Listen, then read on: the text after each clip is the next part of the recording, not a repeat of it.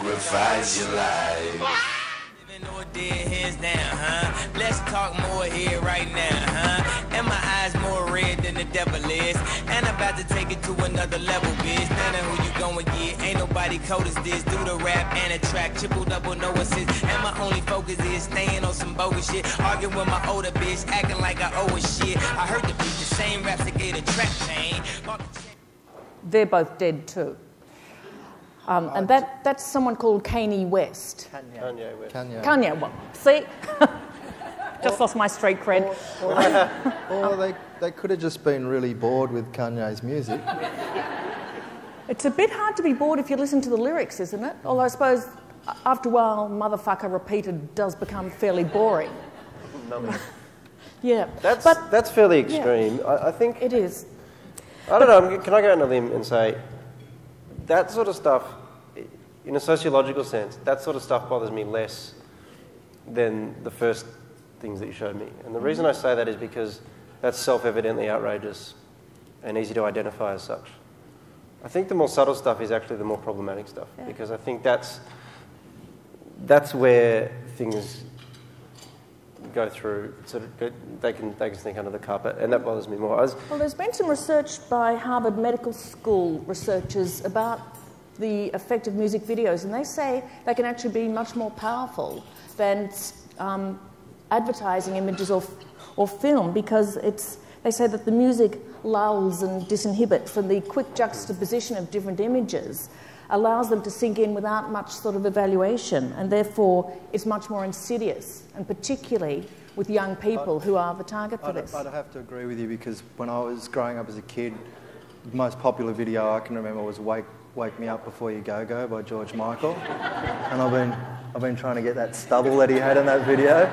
You've done it much better than me. I look like I got pubes on my face, but no, but I agree completely with what you're saying, but I think that music videos, like, I was walking down the street before and there was a bus with an advertisement on the back for The Killing, which is a Norwegian series that's been remade by the Americans, and a picture of a beautiful girl, and it says, "Who killed Rosie Larson?"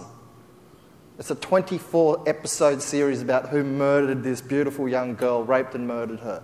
CSI Miami, you know, like every Dexter, every TV show, every crime show seems to have at its centre a beautiful girl who's been raped and murdered.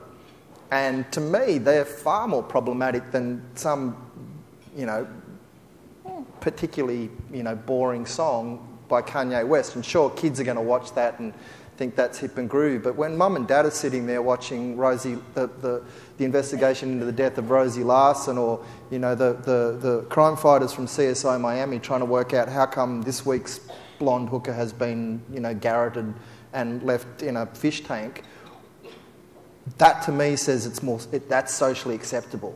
That to me says, okay, mum and dad are watching this. This is entertainment. It's not that serious.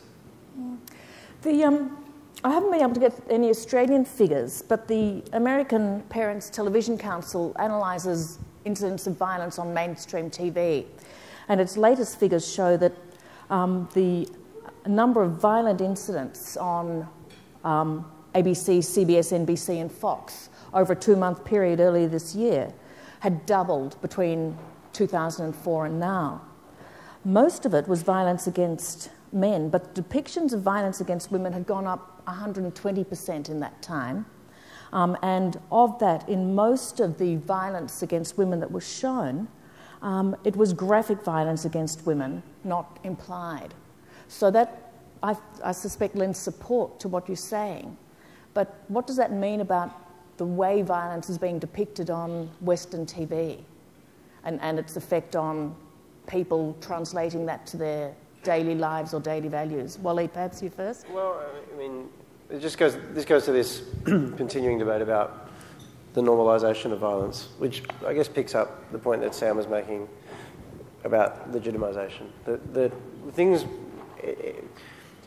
This is the thing you understand about the public space, is the public space is different from the private space precisely because it is where we construct our public selves, and it's where we construct the norms of our society. Not necessarily the norms that we will live by as private people, but the things that we will not want to admit to publicly. And that's actually a very important function that it serves. So where you take things like that and you put them in the public space and you normalise them, what you're actually doing over time is shifting norms. Now the point that Sam was making way back when we were talking about the advertising executives who justify the ads, and he made it actually, in a way, it's a winning point, it's an indefeasible point. What do you expect the executive to say? It's not about the executive, it's about the structure that compels the executive to say that. And that occurs through structures of legitimation, and those structures are generated by the kinds of things that you've identified there. And that's why I think the structural dimension of violence is so crucial to understand and so easy to overlook, particularly in a society like ours that has a constant discourse of the individual and the liberty and the autonomy of the individual. Because where you start talking about that and you start to analyse the world that way, you overlook the structural factors. So it means that, you can not locate the source of the problem. The Carl Sandilands example. There's actually no point getting upset at Carl Sandilands, I think. I mean, why? No, the thing to get upset at, to me, is the structure around him, not only that puts up with it, but actually rewards very handsomely that sort of behaviour. Sam, you were talking about that while we were sitting down before we came up here. I'm trying to come up with a good analogy, but I just. While you're thinking, Holden withdrew their sponsorship yesterday, by the way, for his program. But Holden will probably sell less cars because of that, and they'll probably whoever fills his space or whoever fills the seat doing what he does, Holden will slip their sponsorship back in there. And I'm not condoning this, but misogyny is the heartbeat of humanity. Misogyny is what the world is built upon. If men and women had equal say in the way the world was run, then the world would be completely different. Women would all of a sudden have control over the number of children they have, over whether they're educated or not, how they finance themselves, the family finances, but that's plainly not the way the majority of the world works. And for us to be surprised that the structures that appear from that soup are misogynistic, I think is naive. That's an awfully bleak view of life. Do you share that, Waleed? That misogyny is the heartbeat of humanity. Yeah. No, I think it depends on which corner of humanity you examine. I mean, there are matriarchal societies, for instance. We don't think a lot about them. I'm a bit suspicious of really general. But you can name a couple of matriarchal societies, but predominantly misogynism and the traditional male values are built upon the submission of women. And even in many third world countries, that is undoubtedly the case. In a place like Australia, it is much more subtly the case.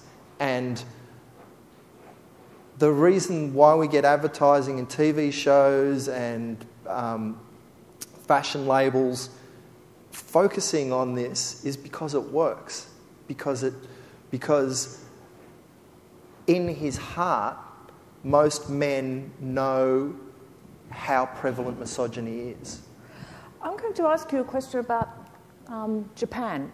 Not a third world country, but a first world country. Japan has similar levels of violence shown on TV as the United States, but much lower levels of personal violence, men against men and men against women. And the same Harvard Medical School research that I referred to before posits the theory that it's because Japanese violence, as shown on TV, has consequences. It shows the pain to the people and the consequences for the perpetrator of violence. And the researchers say, by contrast, American depiction of violence features the violence itself in more and more graphic and more outdoing yourself ways. And so that people become desensitized or try to outdo each other, but they don't show the consequences, either for the perpetrator or for the person who commits it. If that's right, that's a much less bleak view of humanity than yours, isn't it? Or do you disagree? I don't know. Would show of hands, do you think the world is a misogynistic place? Overwhelmingly. Come on. You don't think that do you think that more people in the world are misogynistic? More people in the world are misogynistic than not? More men or more people? More people. Well, given that women are over 50%, that's a problem. But I think that a lot of women comply with misogyny in ways that even they wouldn't be prepared to admit. That probably most women are not self-aware enough to admit. Oh, sorry. That's my misogyny union rep. Well, let's show a rather frightening bit of misogyny that really springs from, not so much from music videos, but perhaps more springing from violence on TV. But this is this burgeoning area of video games, something else I've just been learning about. There's something called Grand Theft Auto or Grand Auto Theft, which is apparently a very... I mean, I must have lived under a rock for 20 years doing things other than... What's his name? Kanye West. Kanye West, or learning about video games.